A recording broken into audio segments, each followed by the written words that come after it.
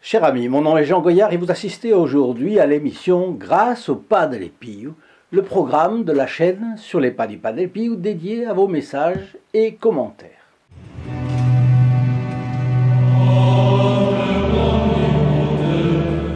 J'en profiterai pour vous montrer que plus que jamais, nous sommes une famille, pas une famille par le sang reçu, comme je le disais un jour, mais une famille spirituelle dans le sillage du Padre Pio et sous le manteau protecteur de la bienheureuse et toujours Vierge Marie, mère de notre Seigneur Jésus-Christ. Et mère de nous tous, en vertu de ses propres mots sur la croix, « Femme, voici ton fils, fils, voici votre mère. » Ou plutôt, oui, femme, voici votre fils, et fils, voici votre mère. Et depuis cette heure-là, le disciple l'a pris chez lui. Ce sont les mots de Saint Jean, vous le savez, au chapitre 19, versets 26-27. Une famille, donc, dont les membres prient les uns pour les autres, qui partagent leur joie et leur peine. Et dans une famille, il y a des réunions où l'on se retrouve, on échange des nouvelles, on se retrouve une fois ou deux par an, ça dépend, avec une partie ou toute la famille. Et d'une année sur l'autre, il y a des naissances, des baptêmes, des confirmations, des fiançailles, des mariages, mais aussi certains qui n'étaient pas malades le sont devenus. Et hélas, parfois aussi, parmi ceux qui étaient malades, il y a un décès.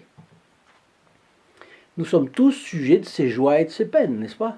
Les morts restent dans la mémoire des vivants, et les vivants savent qu'un jour viendra pour eux aussi d'être rappelés à Dieu.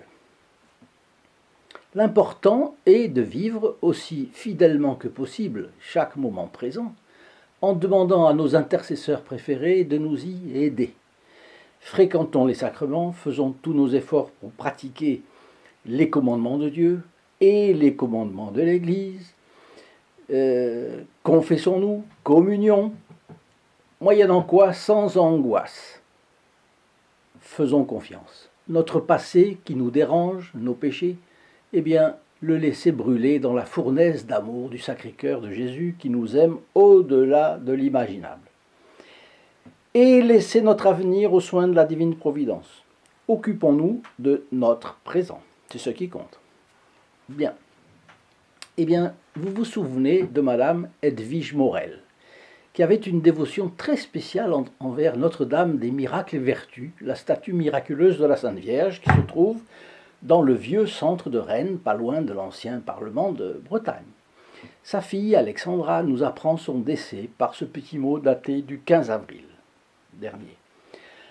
À ceux qui ont suivi le parcours et le témoignage d'Edwige Morel, j'ai la douleur de vous annoncer son décès voilà quelques jours.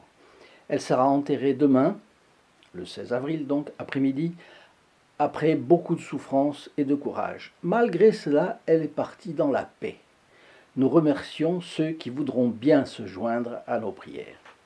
Alors je vous demande de ne pas l'oublier dans vos prières, ainsi que son mari et sa famille. Son mari, pour qu'il ait le courage d'affronter cette situation où il est séparé de sa femme.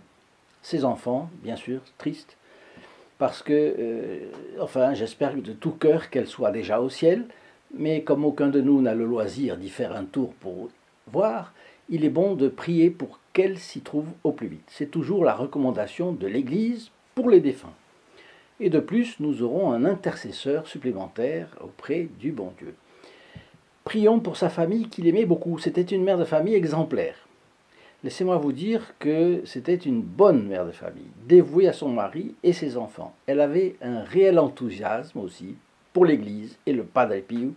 Elle connaissait la crise du monde contemporain et gardait l'amour du beau et du merveilleux malgré la crise du monde contemporain. Ceux qui, d'entre vous, lui ont témoigné leur sympathie peuvent prier pour elle. Elle leur en sera encore reconnaissante. Une personne anonyme nous écrit « Je suis catholique, mais je me trouve de plus en plus mal à l'aise sur la chaîne Sur les pas du Padre Pio, car je trouve que vous y vouez un culte à la limite de l'idolâtrie envers Padre Pio. Seul Christ guérit et console. Tournez vos regards vers Jésus-Christ. » C'est d'ailleurs ce que faisait Padre Pio. Je relève une étrangeté dans ce commentaire, comme si cet anonyme tenait à affirmer d'emblée qu'il serait catholique. Et ça, j'en sais rien vraiment. Sachant que son message n'avait guère de chance d'être reçu en l'état. Alors je lui réponds, oui, parce que le message n'a pas l'air de l'être trop. Je lui réponds car les réponses qui établissent clairement les principes renforcent la foi de ceux qui les écoutent. Alors, que nous dit le catéchisme? J'ouvre les guillemets. Tout homme sent sa dépendance d'un être supérieur et éprouve intérieurement le besoin de l'adorer. Mais s'il n'adore pas Dieu selon les prescriptions et la doctrine de l'Église, il l'adorera d'une manière insensée. Je fais une parenthèse, c'est ce que nous avons déjà étudié avec notre vidéo sur le culte déraisonnable de Dieu. La superstition, la divination, le spiritisme et la magie. Je vous renvoie à cette vidéo. J'ouvre de nouveau les guillemets. L'idolâtrie, le catéchisme. L'idolâtrie consiste à adorer une créature que l'on tient pour un dieu. Le soleil, le feu, des animaux, des statues. Dans l'histoire, il y a eu le veau d'or, les sacrifices offerts aux idoles. Et, dit le catéchisme, la Révolution française, lorsqu'elle a mis sur les autels la déesse Raison. Mais il y a une autre forme d'idolâtrie, le don complet de soi à une créature. Par exemple, les passions terrestres. Et c'est le cas des avares dont le dieu est l'argent, des orgueilleux qui ont une idée fausse de leur honneur, des intempérants qui ont comme dieu leur ventre, et des impudiques qui ont comme dieu leur corps. Avarice, vanité et volupté est la trinité des mondains. Le catéchisme, alors je saute quelques lignes, plusieurs choses, je vais dans les notes. Saint Thomas d'Aquin note que de tous les péchés, l'idolâtrie est le plus grave. Il s'oppose en effet au premier commandement de Dieu, tu adoreras Dieu et n'adoreras que lui seul. Concernant le culte des saints, le catéchisme identifie les saints morts en état de grâce et qui sont au ciel. Je vous rappelle que la veille du jour des morts, le 2 novembre, où l'on prie pour tous nos défunts, l'Église célèbre la Toussaint, le 1er novembre, c'est-à-dire tous ceux qui sont au ciel, ceux qui sont canonisés, ceux qui ne le sont pas, ou pas encore, mais au ciel tout de même. Et le catéchisme ajoute, le culte des saints n'est pas une diminution du culte dû à Dieu, car nous n'honorons les saints qu'à cause de Dieu. Nous ne les honorons pas comme Dieu, mais comme serviteurs de Dieu. Comme ce n'est pas au pinceau que revient le mérite du tableau, ni à la plume celui d'une belle écriture. Dieu est seul admirable dans ses saints, c'est lui qui les a fait tels. C'est aussi pourquoi, dans son Magnificat, la très sainte Vierge Marie ne dit pas « j'ai fait de très grandes choses », mais elle dit « le Très-Haut a fait en moi de très grandes choses, et saint est son nom ». Ajoutons que notre Seigneur Jésus-Christ considère le mépris de ses apôtres comme dirigé contre lui-même. C'est dans l'Évangile selon saint Luc, chapitre 10, verset 10. Et un acte de dureté envers le prochain comme commis contre lui-même. Et c'est saint Matthieu, chapitre 25, verset 40. À plus forte raison, Dieu doit-il ressentir le mépris des saints, car il les aime bien plus que tous les hommes sur la terre. Alors là, je ferme les guillemets du catéchisme.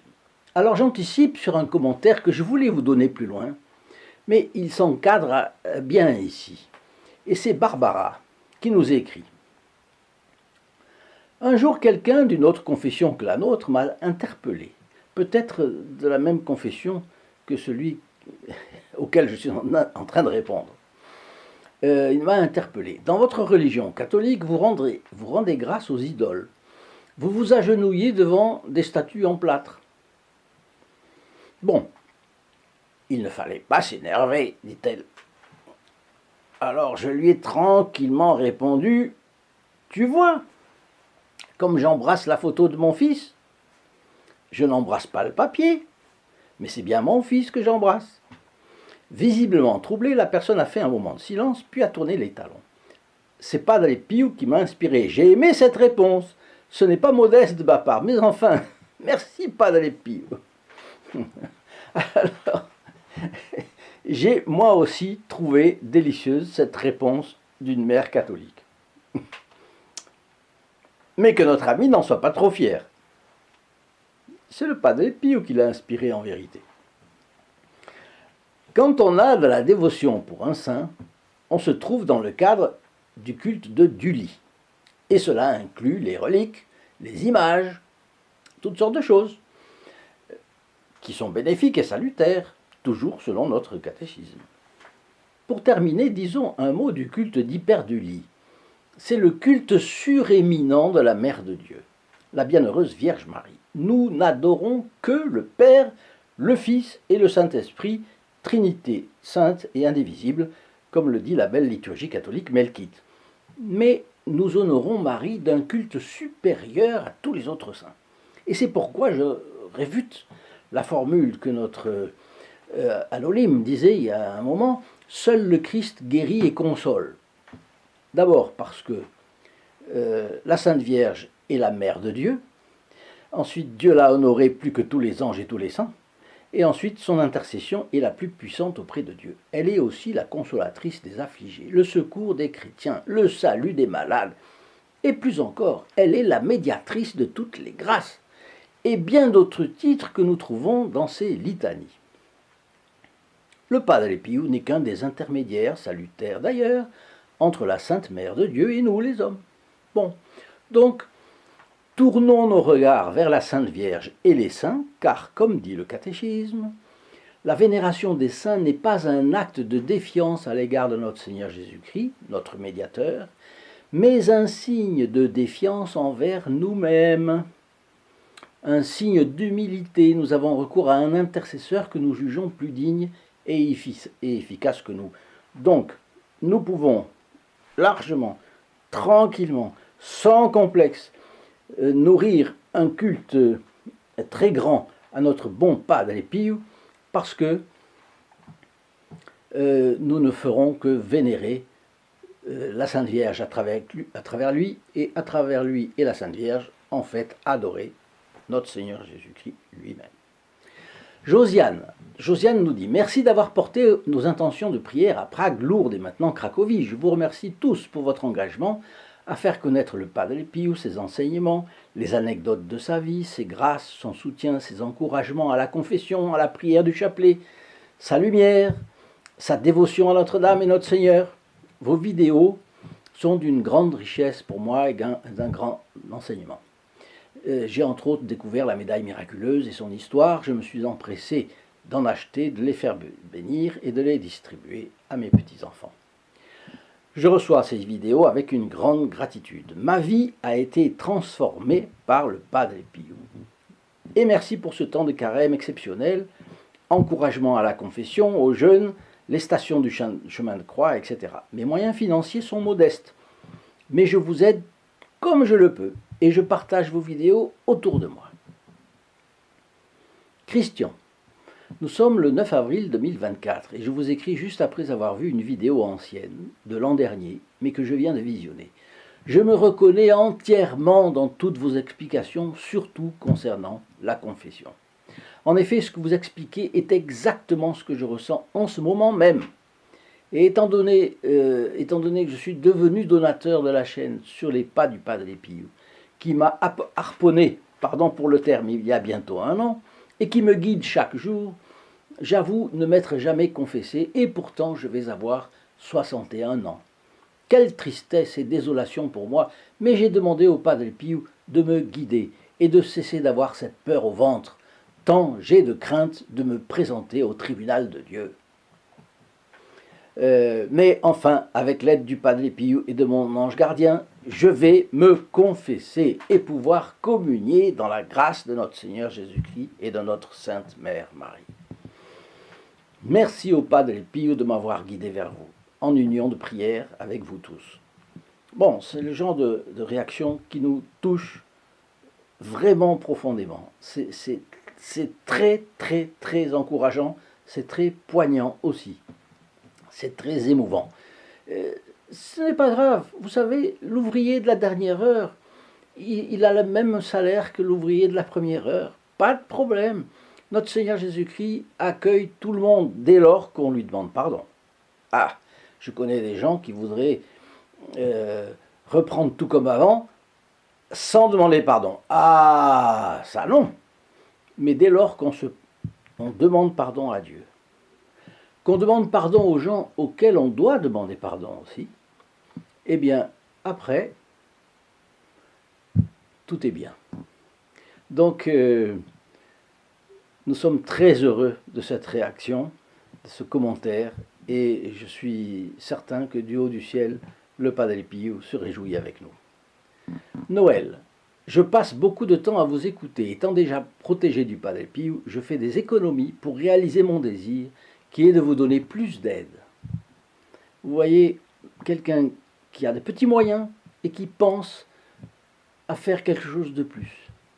Il m'est arrivé de connaître l'histoire de quelqu'un qui faisait des cintres pour les vendre. Des cintres, c'est simple, des cintres. Et bien, qui a trouvé le moyen de nous aider. Donc, vous voyez, on peut avoir un verre à coudre, on peut avoir un verre à boire, on peut avoir un vase, peu importe. L'important, c'est qu'on remplisse son récipient, n'est-ce pas? Voilà. Christophe, protégé du Padre Pio depuis plus de 6 mois, je peux dire que le bon Capucin est toujours présent avec nous et je le remercie de m'avoir guidé vers la lumière que représente le Christ pour moi. Aujourd'hui, j'ai un bonheur intérieur que je n'ai jamais connu auparavant. Avec le Padre Pio, ma vie intérieure a radicalement changé. Ayez la foi, n'abandonnez jamais. Agnès, qui est une amie de longue date. Ce beau Fioretti, elle parle du pompier qui a sauvé le Saint-Suaire. Prouve encore une fois que le Padre Pio ne laisse jamais tomber ses protégés. Mieux, il peut en faire des héros. Sauver le Saint-Suaire, quel honneur. Pourtant, ce pompier a su garder toute l'humilité chrétienne. Padre Pio ne lui a pas seulement communiqué sa force, mais aussi sa douceur et sa simplicité. Cet acte héroïque a été signé en fait à la fois par le pompier et par son saint ami qui voit tout du haut du ciel et qui, comme sainte Thérèse, n'arrête jamais de descendre sur terre pour faire le bien. Et puis, Brunella. Depuis quelques semaines, je suis heureuse de participer même modestement à l'œuvre des protégés du Padre Pio. Merci à vous tous pour votre engagement régulier. Alors, je dois vous, à cause de toutes ces réactions, je dois vous donner une petite explication, un mot sur les protégés du Padre Pio, nombreux à m'écouter. Je les remercie tous et chacun individuellement, car sans eux, ces vidéos seraient impossibles. Malgré les difficultés que tout le monde supporte, vous faites un effort spécial pour rendre matériellement possible l'édition de nos programmes sur les Fioretti du bon et grand Capucin, la publication de nos petits ouvrages sur sa vie, les livrets de prière ou de confession en sa compagnie, l'impression de ses photographies ou de ses conseils spirituels, les chapelets, les médailles, tout ce matériel est distribué gratuitement et envoyé franco de port dans tous les coins de France, y compris les dom-toms. Si cela pesait sur une seule personne ou de quelques personnes, ce serait écrasant, à moins d'être riche comme Crésus. Mais en réalité, nous avons trouvé meilleur d'étendre, d'éparpiller la charge de ce budget sur une grande quantité de dons petits et moyens. Car tout coûte cher aujourd'hui et toute dépense récurrente finit par représenter un budget important, très lourd à porter. Alors l'effort que fait chaque membre du groupe des protégés du Padre Pio est revêtu d'une importance en proportion. Et chacun arrive à faire en sorte que l'ensemble se fasse. En témoignage de la gratitude de la part de notre équipe, 54 messes sont célébrées chaque année pour eux. Nous déposons leurs intentions pour eux et leurs proches, leurs défunts aussi, aux messes des célébrations liturgiques spéciales de l'Église ainsi qu'à l'occasion des fêtes du Saint Padre Pio. Ces intentions sont aussi portées à San Giovanni Rotondo, où se trouve la sépulture du Padre Pio. Je m'adresse aussi à ceux qui n'en sont pas, qui ne connaissent pas encore tout à fait les protégés du Padre Pio. Pour les connaître, c'est simple. Cliquez sur le lien affiché sous cette vidéo, www.st-padre-pio.fr, et laissez-vous guider. Vous trouverez expliqué l'apostolat fait par les protégés du Padre Pio et les bénéfices qu'ils reçoivent. D'abord la messe, bien sûr, célébrée à leurs intentions. J'en ai déjà parlé. Ensuite, les prières dites pour eux dans le cadre de notre chaîne, et puis quelques petits cadeaux qui aident la vie spirituelle. Et puis, c'est aussi les grâces que les membres de ce groupe reçoivent à cause de l'intérêt dont ils témoignent pour rapprocher les hommes du Padre Pio et donc de la Sainte Vierge. Les témoignages de leur part sont assez éloquents. In nome del Padre, del Figliolo e dello Spirito Santo, e così sia. Sia lodato Gesù e Maria, oggi e